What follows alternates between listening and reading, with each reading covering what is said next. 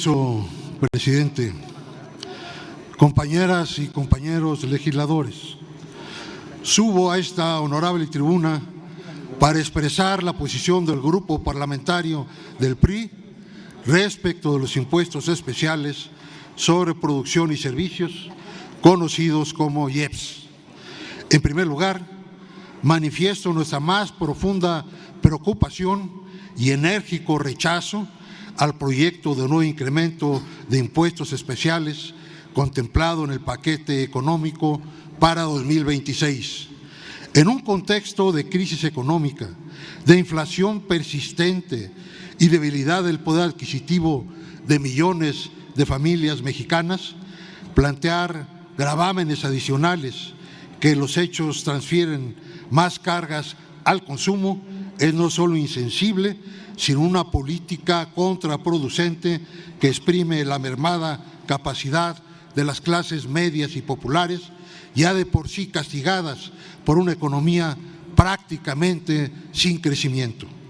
El gobierno insiste una y otra vez en que los aumentos al IEPS forman parte de una estrategia de salud pública bajo la etiqueta de impuestos saludables. Pero la evidencia demuestra que esa adjetivación de saludable no resiste el examen de la realidad. Si bien las bebidas azucaradas contribuyen a los índices de sobrepeso que aquejan a la población y de esa manera a las enfermedades cardiovasculares y a la diabetes, también lo es que otros factores coadyuvan a ello de forma más determinante, como son el sedentarismo, los hábitos alimenticios, consumo de alcohol y la concurrencia entre tales factores.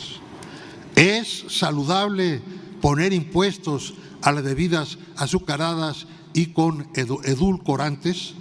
Todo indica que con ello se esconde la necesidad de aplicar nuevos impuestos. La retórica virtual llamada impuestos verdes es una faramalla para cubrir el desequilibrio que se tiene en los ingresos frente a los gastos. Con el recurso de la mercadotecnia se habla que no se trata de tener más impuestos, sino de desalentar el consumo de bebidas azucaradas y edulcorantes.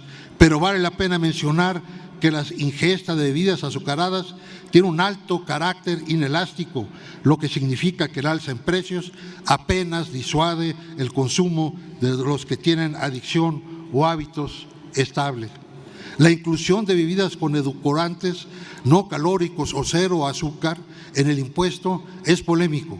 Estas bebidas ya representan una opción de menor o nula gesta calórica para aquellos que buscan reducir el azúcar sin dejar de consumir sabores dulces.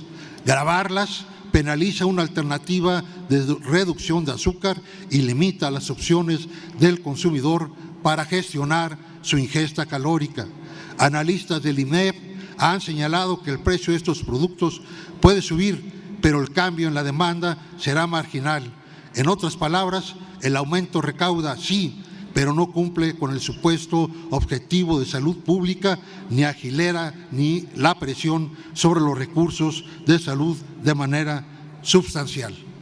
Puede decirse que llega a lo grotesco hablar de impuestos saludables cuando la recaudación que estos generan no se vinculan a un destino etiquetado a ese propósito y cuando el rubro de salud sigue ubicándose en menos de la mitad del monto que la Organización Mundial de la Salud recomienda del 6% del PIB. En el caso de las bebidas se propone casi duplicar el impuesto por litro de refrescos y afectar también las versiones light, cero o dietéticas que hasta ahora estaban parcialmente exentas del gravamen.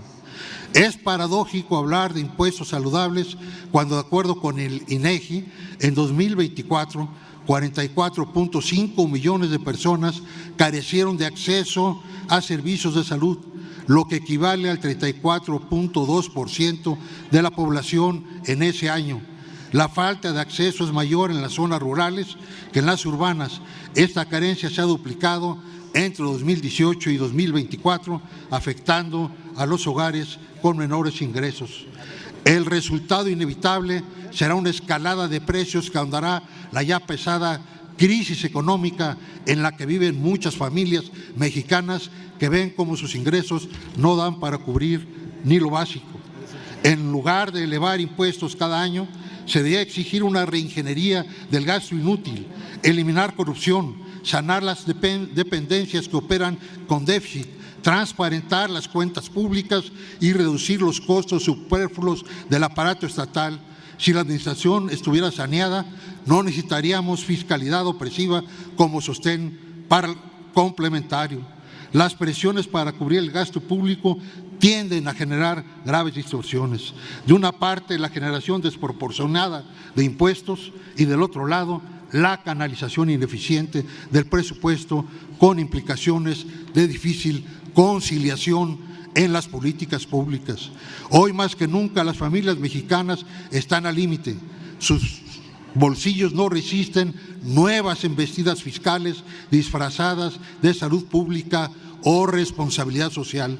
Lo que necesitamos no son impuestos adicionales sin control, sino una política que estimule la economía, impulse la producción local, fortalezca el empleo formal y corrija los malos manejos del gasto público federal. Por ello, desde esta tribuna dejamos en claro que votaremos en contra del aumento de impuestos, porque defender el bolsillo de las y los mexicanos es hoy un acto de responsabilidad y de justicia social.